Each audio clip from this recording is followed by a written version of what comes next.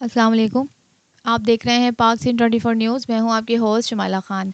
गग्गर फाटक से रिपोर्ट कर रहे हैं दोस्त अली।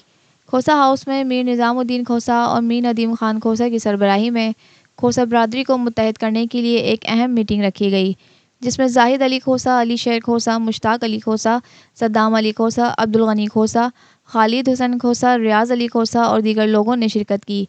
मीटिंग में तय पाया गया कि आइंदा के लिए खोसा बरादरी को अपने मसाइल किस तरह हल करने हैं और किस तरह मुत्तहद होकर हर चैलेंज का सामना करना है।